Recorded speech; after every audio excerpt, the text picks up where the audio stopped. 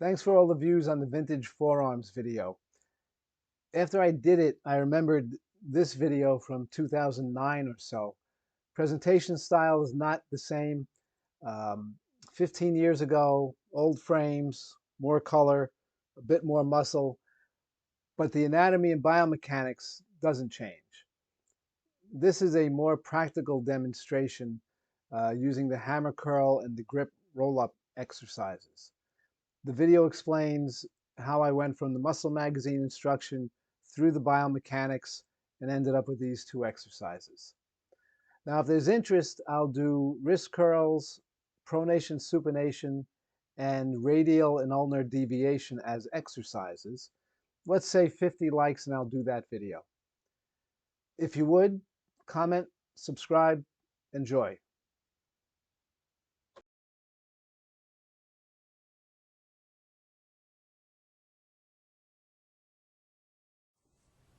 Conventional instruction for the forearms focuses on wrist curls and reverse wrist curls, with maybe some grip work thrown in as an afterthought.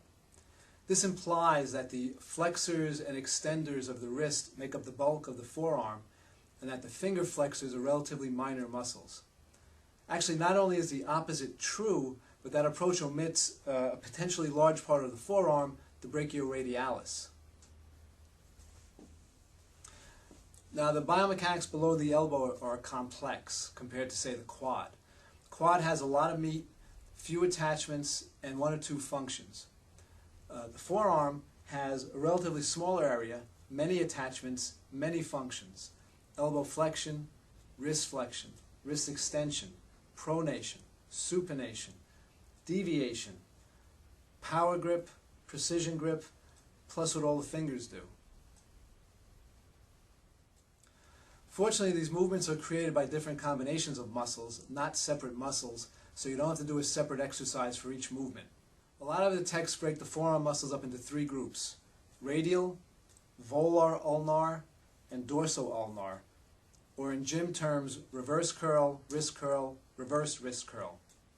Unfortunately, those happen to be three badly designed exercises. Reverse curls first.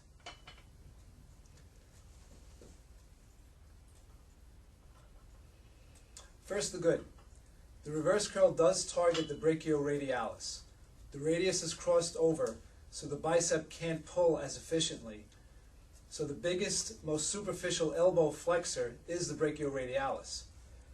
There are two problems, though. First is the pronator teres. In order to grab the bar, you have to pronate, turn your palm down, and you can feel the pronator teres contracting with your thumb right here. Since the pronator teres is also an elbow flexor, that means it partially contracts to get the bar, and then it pulls into active insufficiency when you flex the elbow. So fatigue in the smaller pronator is going to interfere with your work for the larger brachioradialis. The second problem with the reverse curl is the thumb. Obviously, to get into position, your thumb goes under the bar and bears some of the load. This posture with the thumb opposite the fingers is called precision grip, used for accuracy and refinement of touch, such as threading a needle. This is the real significance of the opposable thumb, the capacity for precision work. The thumb adductor doesn't have the capacity for hypertrophy because it would interfere with the rest of the hand. When you look at a chart of the hand and forearm anatomy, you see how small the thumb adductor is versus the much larger finger flexors. The other major grip is called the power grip. Instead of the thumb being opposite the fingers, the thumb works to the side, maneuvers the object into the palm so that the larger finger flexors can exert the force. Now, dumbbell hammer curls solve both problems. You're using a power grip, so your thumb isn't a factor. You're only partially pronated, so the pronator teres pulling into active insufficiency isn't a factor. So it works the brachioradialis without a lot of extra noise. There are other aspects of the forearm, though, to look at. Here's why wrist curls and reverse wrist curls aren't the best way to train your forearms. Make a fist, and then bend it. If you're being honest, you can't maintain as tight a fist in flexion as you can in neutral. Think of a disarm in martial arts. You always force the wrist into flexion to open the grip, and then you remove the weapon. The answer is in the anatomy. There are deep wrist flexors that connect the forearm to the hand and cross the wrist. But the largest, most superficial muscle on this side, the flexor digitorum superficialis, the finger flexors, cross the wrist and the finger joints. So when you grip, it partially contracts, but then when you also bend the wrist, it pulls into active insufficiency. The old wrist curl instruction to squeeze the bar as tight as you can and then bend your wrists can't be done. You can either squeeze the bar as tight as you can, or you can bend the wrists, but not both. Let's look at the other side, wrist extension. If you've ever done these exercises, you know you have to use a significantly lighter weight to reverse wrist curl than to wrist curl. And again, with the martial arts, you know you can't wrist extension your way out of a joint lock. Again, in the anatomy, the finger extenders and wrist extenders are much smaller than the finger flexors and the wrist flexors. This wouldn't make sense to have much larger muscles on one side of the wrist than the other if the function of these muscles was to move the hands with force, but it's not. The role of the wrist extenders is to position the hand for a stronger grip by keeping the larger finger flexors away from active insufficiency. So if you want to work the larger finger flexor muscles and the deep wrist flexors and the smaller wrist extenders in one movement, it would be a gripping movement pulling into extension. All right, this is an unconventional gripping exercise using a freedom trainer.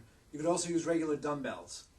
I prefer this to the old-fashioned hand grip exercise because with the hand grip exercise, while it does work the finger flexors, the other end of the hand grip cuts into your hand right where the finger tendons are trying to work.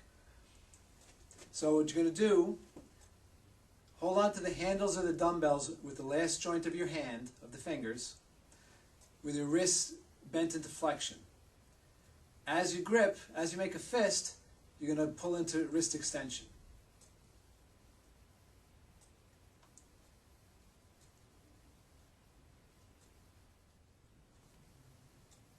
Okay, so here's a little bit of a close-up of the action.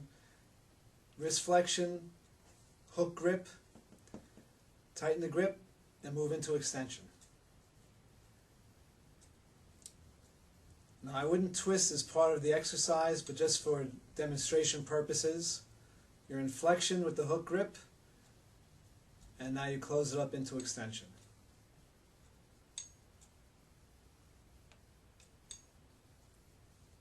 If you notice, you're not beating up on your thumb or the heel of your hand like you have to do with conventional hand grips. These two exercises, hammer curls and gripping into extension, should be enough for generally bigger forearms and a better grip with a lot less strain on your hands and fingers. Probably not enough for grip strength specialists. Things like pinch gripping and tearing a deck of cards in half, these things are impressive enough at face value, but when you study the biomechanics, they're even more impressive. If you're already doing those things, what are you watching me for? Besides, plenty of guys develop pretty good forearms without doing any of what I said.